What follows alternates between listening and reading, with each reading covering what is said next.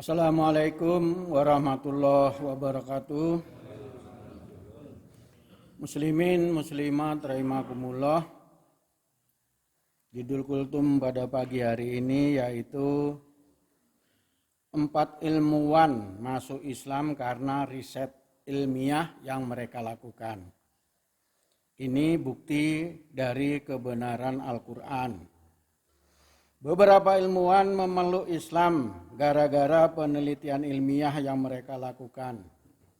Yang pertama, Jacques Cousteau. Ia adalah seorang ahli oceanografi dan ahli selam terkemuka dari Prancis. Jacques Cousteau melakukan eksplorasi bawah laut. Setiba ia menemukan beberapa kumpulan mata air tawar yang tidak bercampur dengan air laut, seolah ada dinding atau membran yang membatasi keduanya, dan dia tidak mampu memecahkan fenomena yang ia temukan. Lalu suatu hari ia bertemu dengan seorang profesor muslim dan menceritakan fenomena yang ia temukan. Profesor itu teringat pada ayat Al-Quran tentang bertemunya dua lautan yang tidak bercampur.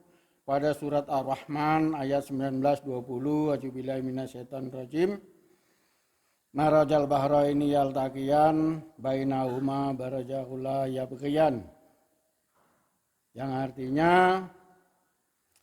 dia membiarkan dua lautan mengalir, yang keduanya kemudian bertemu, antar keduanya ada batas yang tidak dilampaui oleh masing-masing. Mendengar ayat Al-Quran tersebut, Cousteau kagum dan dikatakan ia langsung masuk Islam. Jacques Cousteau lahir di Prancis 11 Juni 1910 dan meninggal di Paris pada 25 Juni 1997. Jadi lokasi bertemunya dua lautan yang tidak bercampur ini ada di antara Samudra Atlantik dan Laut Mediterania. Bagi yang sudah pernah berkunjung ke Andalusia, yaitu kerajaan Muslim yang pernah berjaya di Eropa selama 750 tahun, yaitu di selatan Spanyol, dan sekarang sudah semua masjid dan yang lainnya itu sudah dikuasai oleh Katolik. Nah, itu posisinya kalau kita berangkat dari Maroko, kita akan menyeberangi Selat Gibraltar. Posisinya ada sebelah kiri, tapi kalau dari Peri itu tidak kelihatan. Kita harus jalan pakai boot sekitar 10 menit lah paling. Kemudian yang kedua adalah Maurice Bucaille. Maurice Bucaille dikenal sebagai ilmuwan yang meneliti jasad Fir'aun. Ia merupakan ahli bedah asal Perancis yang lahir pada 1920. Maurice Bucaille yang menjadi pemimpin ahli bedah sekaligus penanggung jawab utama dalam penelitian tentang mumi. Hasil penelitiannya menemukan hal yang mengejutkan bahwa sisa-sisa garam yang melekat pada tubuh Fir'aun adalah petunjuk bahwa Fir'aun meninggal karena tenggelam. Namun hal ini tetap mengganjal logika sang profesor. Bagaimana mungkin jasad mumi yang sudah tenggelam lama di dasar laut ini masih lebih baik dari kondisi mumi yang lainnya. Bucaille mencari jawaban di berbagai kitab suci termasuk Taurat dan Injil, tapi ia tidak menemukan jawabannya, apalagi risalah ilmiah belum ada ditemukan kenapa terjadi Fir'aun sejak awet. Kemudian beliau beralih ke Islam, ditemuinya sejumlah ilmuwan otopsi muslim, dan ia diberitahu mengenai salah satu ayat Al-Quran, yaitu ayat surah Yunus ayat 92 yang artinya, maka pada hari ini kami selamatkan badanmu supaya kamu dapat menjadi pelajaran bagi orang-orang yang datang sesudahmu. Dan sesungguhnya kebanyakan dari manusia lengah dari tanda-tanda kekuasaan kami. Ayat tersebut telah menyentuh hati Bucaille hingga ia menjadi seorang mualaf. Kemudian yang ketiga, Fidelma Oleri. Fidelma merupakan ahli neurologi yang berasal dari negara Paman Sam. Amerika Serikat. Ia mendapatkan hidayah ketika meneliti saraf otak manusia. Saat ia melakukan penelitian, ia menemukan bahwa urat saraf di otak manusia tidak dialiri oleh darah. Padahal setiap inci otak manusia memerlukan suplai darah yang cukup untuk bisa berfungsi secara normal. Ia menemukan bahwa darah tidak akan memasuki urat saraf di dalam otak, kecuali ketika seorang melakukan gerakan sujud dalam sholat seperti yang dilakukan oleh umat muslim. Ini menunjukkan bahwa bila seorang tidak melakukan sholat, maka otak tidak dapat dialiri darah cukupnya dan tidak bisa berfungsi secara normal. Dari penelitian tersebut, ia mendapatkan hidayah dan masuk Islam.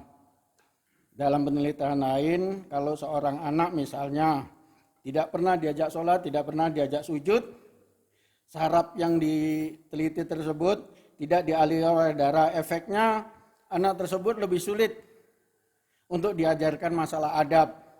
Misalnya, bila orang tuanya tidur di bawah, dia melangkahi kepalanya, kalau dibilang bahwa itu pantang, itu dia nggak ngerti, kan nggak keinjak gitu. Jadi dia hanya pakai logika, sulit diajarkan adab. Kemudian Profesor William, majalah Science Journal of Plant Molekular Biologis mengungkap hasil penelitian yang dilakukan oleh ilmuwan Amerika Serikat. Tim ini meneliti suara halus yang tidak bisa didengar oleh telinga manusia. Suara itu keluar dari tumbuhan dan peneliti merekamnya dengan alat perekam canggih. Dari alat perekam itu, getaran ultrasonik berubah menjadi gelombang elektrik optik yang dapat dipantau di dalam monitor.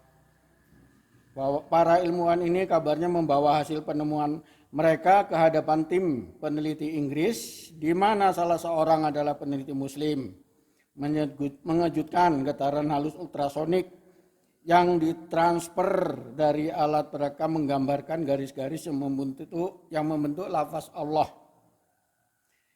Sang peneliti Muslim mengatakan fenomena seperti itu sudah diterangkan di dalam kitab suci umat Islam, yaitu Al-Quran, di dalam surat Al-Isra ayat 44, yang artinya langit yang 7, bumi dan semua yang ada di dalamnya senantiasa bertasbih kepada Allah. Tidak ada sesuatu pun kecuali senantiasa bertasbih dan memujinya. Tetapi kamu tidak mengerti tasbih mereka. Sesungguhnya Dia Maha Penyantun lagi Maha Penyayang. Ilmuwan lalu kagum dengan apa yang mereka saksikan. Peneliti Muslim lalu memberikan hadiah berupa mushaf Quran dan terjemahannya kepada Profesor William, salah satu anggota tim peneliti Inggris. Pada suatu kesempatan sang profesor mengatakan bahwa di dalam hidupnya ia belum pernah menemukan fenomena semacam ini. Dan tidak ada seorang ilmuwan pun dari mereka yang melakukan pengkajian dan sanggup menafsirkan apa makna dari fenomena ini. Begitu pula tidak pernah ditemukan kejadian alam yang bisa menafsirkannya.